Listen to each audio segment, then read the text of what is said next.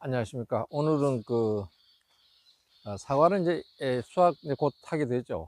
수확하고 나면 이제 내년도에 또 재배를 하면서 이제 어떻게 하면 좀 잘할 것인가 이런 생각을 또 해야죠. 과일 크게 한다든가, 과일 나무를 뭐 꽃눈이 많이 오게 한다든가 이런 것들은 이제 미리미리 이제 해야 됩니다. 지금 꽃눈이 지금 만들어져 있고 있죠. 꽃눈이 요 정도 꽃눈 굉장히 좋은데 요 꽃눈들은 이제 올 겨울 동안에 계속 이 안에 암술, 수술, 씨방, 꽃가루 뭐 이렇게 해서 계속 이제 만들어지는 단계에 있습니다. 그래서 사과를 수확하고 인상가리하고 요소하고 연면 시비를 이제 해 주시면은 저장 양분도 많이 축적되고 또 내년도 이제 좋은 피해를 예방할 수 있다. 이렇게 기능청에서 이제 시험한 결과 그렇게 되어 있습니다. 그래서 오늘은 이제 내년도 1월에서부터 6월까지 사과나무를 키우면서 이제 어떤 일을 해야 하는지 또 가장 중요한 것들이 어떤 것이 있는지 말씀을 드리겠습니다. 제가 이제 얘기하는 것은 그냥 이렇게 듣고 좀 그 단어에 익숙해져야지 이제 이해하기가 쉬워요. 임계는 토양이 이 사과 재배에 가장 다시 말해서 양이온이 아주 풍부합니다. 토양이 풍부하기 때문에 사과의 맛도 그렇고 마그네슘이 풍부하니까 맛도 그렇고 칼슘 단단하게 또 뭐 그런 것들이 양이온이 충분하기 때문에 사과의 모든 것이 이제 맛이 있습니다. 그러나 재배를 못하면은 재배가 잘 안 되면 기술이 좀 부족하게 되면은 아무리 토양이 좋고 날씨가 기온의 차가 밤과 낮의 기온의 차가 있다 할지라도 사실 맛있게 못 만드는 겁니다. 그래서 사과의 맛은 우리 가온주가 만드는 것이에요. 그래서 오늘 제가 이렇게 쭉 관내를 한번 차를 타고 돌았습니다. 후기 갈반이 굉장히 많이 왔어요. 그러다 보니까 잎이 별로 없습니다. 저희 잎은 퍼렇죠. 이건 이렇게 퍼렇게 나야 돼. 질소를 많이 줘서 퍼렇게 나는 것이 아니고 황산가리를 줬기 때문에 잎이 이렇게 짙게 나타나는 겁니다. 비료에 대해서, 비료의 성질에 대해서 다 알아야 되고 또 나무의 성질, 또 나무가 자라면서 발생되는 여러 가지 것들을 우리는 알아야만이 비료 주는 시기도 우리가 미리미리 이렇게 할 수가 있는 겁니다. 그래서 오늘은 1월에서 6월 달까지 사과를 이제 재배하면서 어떤 일을 해야 되는지 말씀 좀 드리겠습니다. 비료 주는 건 뭐 이제 11월이나 12월 1, 2, 3월 요 사이가 이제 밑거름을 주는 거예요. 밑거름. 그래서 밑거름 중에서도 이제 비료들이 기량작용하는 비료들은 별도로 또 줄 수가 있고 비율을 좀 달리해서 만든 비료들도 있고 여러 가지입니다. 그래서 그 비료 주는 것은 이제 그 밑거름이라 그래 가지고 11월에서부터 3월까지 주는 것이 비료를 그렇게 줘야만이 토양에 이제 흡수가 토양에 있어야만이 또 겨울 동안에 흡수할 수 있으면 흡수해야만이 4, 5, 6월 달까지 그 토양의 그 흙으로서 그 무기양분으로서 나무가 자란다 이런. 비료는 이제 그렇고 그 다음에 이제 나무에서 우리가 해야 할 일은 1월 2일은 이제 후면 타파기래. 후면 그래 나무가 자는 이 시점에 우리는 전정을 합니다. 전지전정이라고 이렇게 표현하는데 정지는 뭡니까? 다소고 타게 모양 형체를 띠게 만드는 것이 이제 정지입니다. 정지. 전정은 뭡니까? 이런 작은 결과지들을 정리해서 과일 달게끔 하는 것이 전정이다 이렇게 봅니다. 그러면 이거 통틀어서 이제 전정이라고 이제 표현하죠. 그 다음에 전정했을 때 이렇게 전정을 하게 되면은 그 끄는 절단 부위가 있잖아요. 절단 부위 이런 데로 불안병이 발생돼요. 불안병은 12월서부터 내년 4월 달까지 불안병이 발생하는 시기예요. 그렇다면은 우리가 전정 과일을 소독을 잘해야 되겠죠. 소독은 뭐 한 나무 한 5, 6개 정도 하고 나서 또 칙칙 쏘든지 어떤 뭐 열을 가해서 소독을 하시든지 어떻게 해가지고 하고 또 한 5나무 정도 하고 또 소독하고 이렇게 해야 됩니다. 그리고 소독도 그렇지만은 끓은 절단 부위에 우리 도포한다 그러죠. 톱신 페이스트를 이제 발라줍니다. 저는 하여튼 끊으면 톱신 페이스트 발라줘요. 요 정도만 되면은, 결과지들은 이제 안 발라주지만은 요런 거는 안 발라줘요. 성형 깔고 가느잖아요. 그러나 요보다 약간 작아도 저는 끊으면 다 거의 발라줘요. 그러다 보니까 이제 불안병이 이제 없죠. 예, 저희 불안병이 없습니다. 그런데 과일 딴 부분, 과대지 부분에 불안병이, 이제 가지 불안병이 생기더라고요. 항상 도포를 하니까 결국은 불안병이 안 생기더라, 이런 말씀을 드리겠습니다. 불안병은 그런 포자들도 다, 그 포자들이 이렇게 따 떨어져서 물에 흘러가서 고이게 되면은, 고인 데서 벌이 또 와서 또 이렇게 다른 데로 가서 앉고 이래서 상처난 부위, 그 상처난 부위, 또 저는 수액이 나오잖아요. 수액. 이게 수액이 나오면 그 수액에 벌레들이 가서 앉아요. 앉으면 뭐예요? 불안병을 옮기는 거죠. 그리고 불안병, 저렇게 수액이 나온 자리가 검었잖아요. 검은 것은 뭐냐 하면, 저게 끊어주면 수액이 나오니까, 수액이 나올 때 뭐는 벌레들이 거기에 간다든가, 저런 뭐 파리 뭐 이런 것이 거기 앉는다든가, 여러 가지 앉아가서 거기에 부패가 되는 거예요. 부패가 돼 가지고 저렇게 시커멓게 되는 거거든요. 그래서 저것은 병은 아니다, 이게. 그래서 저게도 뭐 이렇게 발라주니, 도포해 주는 게 좋습니다. 수액이 더 이상 나오지 않게. 아무리 도포를 한다 할지라도 이 나무가 변하잖아요. 커지잖아요. 그러면 그 주위에 금이 간다든가 하면 그걸로 또 수액이 나와요. 그래서 거기에 이제 도포해 주는 게, 발라주는 게 좋습니다. 그렇게 해주고, 그 다음에 이제 1월, 2월 그 전정할 때 강정정하고 약정정이 있잖아요. 강정정은 많은 양입니다. 큰 걸 끊는 게 아니라, 큰 것도 많은 양이 끊기면 강정정이죠. 많이 끊어주면 이 나무의 어떤 곳이든 간에 양을, 끊은 양을 의미합니다. 한 개, 두 개 개수도 뭐 얘기할 수 있겠네요. 많은 양을 끊어줬을 때 강정전이라 이래 합니다. 그 다음에 적게 끊어줬을 때 그건 약정전이라 해요. 그러면 이 나무가 수세가 강하다 그러면 강하대요. 수세 강해요. 그러면 수세가 강한 나무는 약전점, 유인해주고 꼭 끊어줬고 한두 개 끊어주어야 돼요. 수세가 강한 나무를 자꾸 끊어줘요. 그럼 열받아, 나무가. 그래서 꽂히고 막 커오르는 거죠. 그래서 뻗칠까, 끊으면 끊을수록 내미는 게 사과나무입니다. 그 광합성 작용을 통해서 과일깨 크죠? 여기에 가서, 그 양분이 지금부터는 10월 달이니까 뿌리로 내려가 지금 축적하는 단계가 와요. 계속, 축적이 되는 거예요, 당분이. 영양분이 이제 축적이 꽉 되는데, 그러나 그게 이제 내년 봄에 일을 양양분이 만들어서 이렇게 내려갔으면 내년에 일로 또 올라올 생각을 양분들이 하고 있어요. 근데 이렇게 끊어주잖아요, 겨울 전쟁에. 그러면 이만큼 이곳에 올 양분이 어디로 가겠어요? 그 옆으로 가는 거예요. 옆으로 가가지고 내쏘는 거예요. 옆으로 갔는데 옆에 그 요만큼 크게 돼 있던 건데 이거만큼 먹은 게 일로 가버리니까 이만큼 여기서 더 세게 나간다는 거예요. 그래서 이제 그 수세가 강한 나무는 약하게 겨울에 해야 됩니다. 그러면 수세가 강한 나무를 더 약하게 하려면 어떻게 해야 되느냐? 그거는 9월, 10월에 하는 거예요. 그러니까 영양분을 많이 만들 때 영양분이 뿌리에 많이 못 들어가게, 지금 만들잖아요. 잎에서 영양분을 만들어요. 그 잎을 뭐 이렇게 좀 세력이 좀 센 가지 있잖아요. 그걸 하나로 컥 드러낸다. 그렇게 되면 그만큼 양분을 못 만들어요, 이 나무가. 그만큼 뿌리에 가지 못하겠죠, 양분이. 그러면 그 나무가 이제 수세를 좀 약화시키는 거예요. 그래서 그러니까 그거를 아시면 돼요. 그러니까 나무가 수세가 센 것은 유인을 해줘 가지고 세력을 약화시키는 거다. 많이 끊어주면 안 된다, 이렇게 하시면 돼요. 그리고 수세가 약하다 그러면 약하면 비료도 줘야 되겠지만 많이 끊어주면 돼요. 그러면 나무가 막 나올라 하겠죠. 나오면. 그럼 수세를 회복시켜 주는 것이다, 이렇게 말씀드리겠습니다. 그러니까 나무가 세력이 세면은 약한 전정 유인해 준다.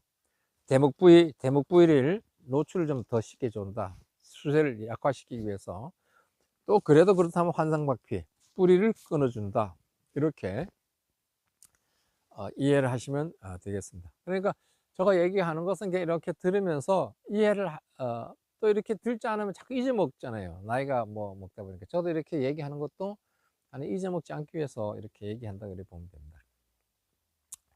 그 다음에 이제 2월달, 1, 2월달에 하는데, 또 이 3월달까지도 이제 전쟁하는 수가 있어요. 못하면. 저는 12월달부터 조금씩 이렇게 하루에 얼마씩 해갖고 이런 측지를 복잡한데 한 개씩 빼는 거죠. 한 개씩. 1년에 한 개 정도 이렇게 빼는데, 빼고 이 결과지들이 길면은 단축시켜주는 거예요. 결과지를 단축시켜. 과대지를 끊어내고 과대지 안쪽에, 예를 들어서 이렇게 전쟁을 한다 하면은 이게 과대지잖아요. 그 안에 결과지들이 많이 있어요. 여기 보면 내인들 눈이 좋죠. 여기. 그럼 내인들 전쟁할 때 여기 이렇게 끊어주면 돼. 그럼 여기에 과에 달리고 여도 달릴 수 있어요. 아니면 이거 이렇게 그냥 여도 달고 이렇게 달 수도 있어요. 후지기 때문에. 그런 식으로 이제 이게 또 너무 길다. 그러면 이제 여기 끊어주는 거죠. 결과지를 끊어주는 겁니다. 끊어주고 이것도 가에 달렸지만 이 안쪽에 눈이 또 있네요. 요게 요 다를 수도 있고, 이거 그냥 해서 이렇게 여기 빈 공간이 있으면 여기 과를 또 달 수 있는 거예요. 근데 30cm 이상으로 가면은 밑에 가지한테 걸리기 때문에, 결과지가 걸리기 때문에 그때는 이제 단축, 결과지를 이제 갱신해 주는 거죠. 결과지를 이제 갱신해 준다. 끊어서 이런 같은 경우에 이제 과일이 크네요. 과일이 커요. 올해는 여기 이제 내년에 요도 달리잖아요. 그러면 여기 과대지니까 요는 올해 눈을 만들어서 요 앞을 끊어주면 돼요. 그래 요 두 개 달면 돼요. 그렇게 이제 하시면 된다고 보고, 그래서 전쟁 부분은 이제 그렇게 이제 하고, 1, 2월 달에 하는 겁니다. 그 다음에 이제 3월 달에는 3월 달부터는 뿌리가 움직여요. 뿌리가 이제 크라고 시작하는 거죠. 3월 달부터 쭉 뿌리가 커서 6월 달에 제일 많이 커요. 7월 달에 이제 크는 것이 적게 크죠. 그래서 7월 중순 이후에는 조금씩 이렇게 크게끔 이렇게 진행되는 겁니다. 뿌리가. 근데 뿌리가 그렇게 클 때는 또 지상부도 순들이 그만큼 또 시작돼요. 3월 달에 뿌리가 움직이려면은 지상에 있는 꽃눈들도 발아하기 시작하는 거예요. 뿌리가 움직일 때 위에 나무도 움직여요. 그래서 발아기가 시작된다. 발아기가 하고 잎이 전엽이 나오죠. 발아됐다가 잎이 나오기 시작한다. 그러면 과일을 이제 내년도 과일 크게 만들겠다 하면 뭐예요? 꽃이 잎이 나올 때부터 발아기가 전엽기 또 꽃이 피거나 또 꽃이 핀 다음에 열매를 맺었을 때 그 기간이 중요한 겁니다. 그 기간에 요소 비료도 적당량, 가리 비료도 적당량을 줘야 되겠지만은 토양에 물을 적당히 공급해 줘야 돼요. 물론 날씨도 많이 좌우되지만은, 날씨도 좀 좋아져야 되겠지만은, 이 물 공급이라든가 비료 이 성분들이 어느 정도 있어줘야만이 세포 분열을 이제 많이 하는 거죠. 세포는 이제 200만 개에서부터 4천만 개, 7천만 개까지 이렇게 세포가 분열된다 그래요. 분열이 이제 많이 됐을 때 이 과일이 나중에 비대가 된다 그러잖아. 세포가 많이 짜갈려졌을 때 전체가 짜갈려진 세포들이 커지니까 전부 다 과일이 커지는 거예요. 그래서 세포 분열기를 하면 만개 후 45일 또 35일이라 하는데, 보통 35일인데 그냥 45일 동안만 관리를 하세요. 그래서 꽃이 가 떨어지고 나서 45일 35일 이렇게 얘기하는데, 그러니까 그 시기에는 잎이 나오는 시기라든가 전접하는 시기라든가 꽃이 피는 시기라든가 열매를 맺는 시기에 비료가 토양이 적당량이 들어 있어야 된다. 그러니까 그 전에 줘야 되겠죠. 필요할 때 과일이 이제 힘과 에너지를 받을 때가 과일이 꽃이 필 때나 열매를 맺을 때인가, 자기 몸이 변화가 일어날 때 가장 많은 양분들을 흡수를 원해요. 근데 흡수를 원할 때 토양 속에 흡수를 하게끔 만들어 줘야 됩니다. 그러니까 1, 2, 3, 4 해서 6월 전까지는 토양에 있는 뿌리에 있는 양분을 흡수를 하는 겁니다. 그러니까 토양에 있어야만이 뿌리에서 흡수를 해서 이 과일, 작은 과일이죠. 6월 달 정도 되면, 5, 6월 달 되면 그렇게 흡수를 해 올라오는 거예요. 그렇게 올라오는데, 그 그러한 비료들 보니까 도프라는 비료가 그 성분별로 아주 그 뭐 2대 1대 3 뭐 이렇게 자세하게 이렇게, 이때는 뭐 요소가 필요하면 요소 얼마, 그다음에 가리가 얼마 있어야 되고, 뭐 마그네슘 있어야 되고, 요런 것들이 그 숫자별로, 그 양별로 아주 나와 있더라고요, 보니까. 그래, 그런 비료도 그런 비료를 가지고 수세가 약한 나무는 그런 비료 주고, 수세가 센 나무는 요런 비료 주고, 요렇게 하면 아주 좋겠다 하는 생각을 가져봤습니다. 그래서 내년도에는 과일을 크게 하려면은 저녁기부터 시작해서, 그러니까 바라기 눈에 이거 발화되잖아요. 요때부터 시작해서 물 공급, 비료 공급, 이런 것을 잘 해줘 가지고 나중에 과일이 비대해지는데 세포를 많이 분열시켜 주는 것이, 그렇게 해줘야만이 나중에 과일이 큰 과일이 된다. 그래, 큰 과일이 돼야만이 뭐 이런 저런 저이 박스 넣을 때도 얼마 안 넣어도 되는데, 과일이 잘면은 굉장히 그 이렇게 개인 포장할 때 조금 힘들어요. 뭐 50개 넣어야 돼, 이렇게 한 박스 10kg 만드는데, 그래 이제 5만 원 이렇게 받잖아요. 그런데 우리가 과일이 크면은 뭐 제일 큰 거는 5kg에 뭐 8만 원, 10만 원 이렇게 받잖아요. 그러니까 과일을 크게 만들어야 된다, 이렇게 말씀해요.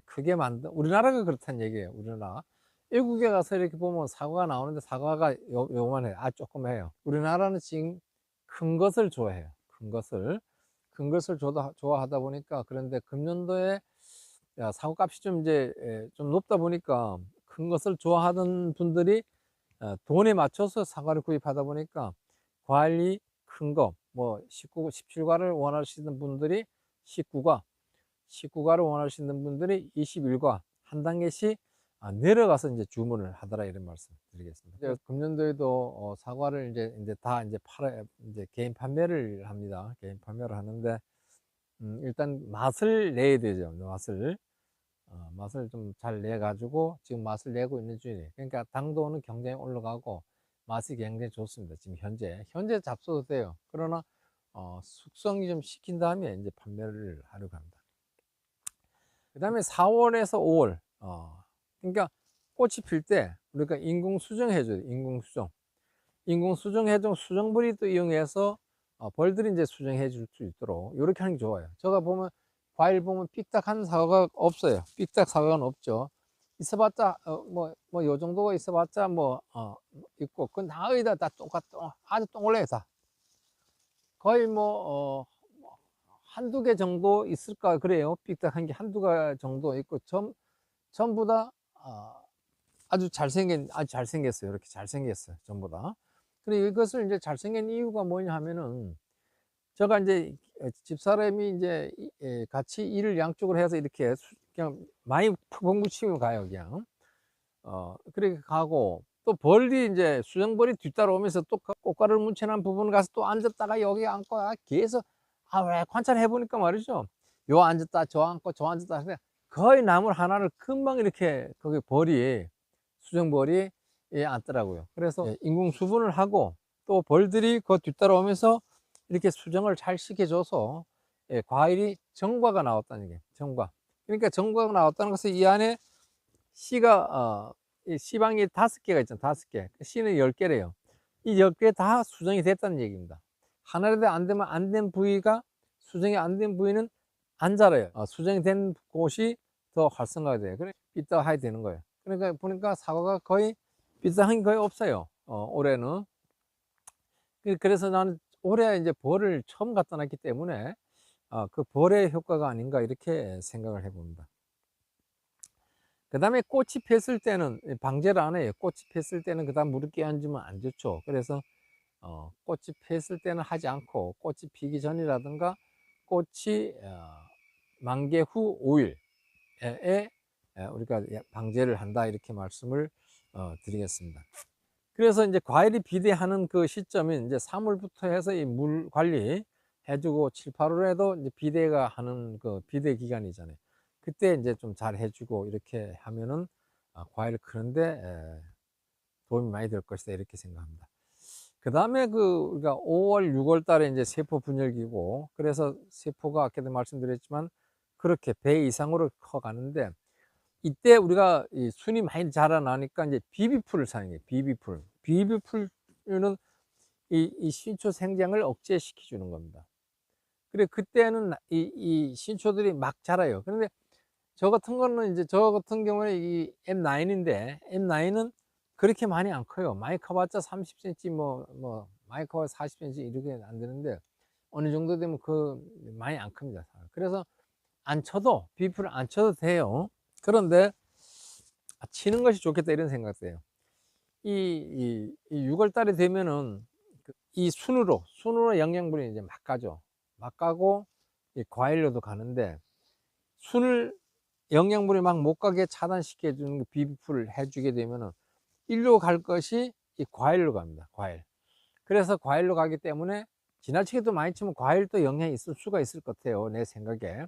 그러니까 적당히 쳐주면, 뭐 한 번이라도 그냥 이 세력이 막 이렇게 이 결과지들이 이런 것이 막 좀 쏟는다 생각하면 한 번 정도를 쳐주는 것은 좋겠다 이렇게 생각해요.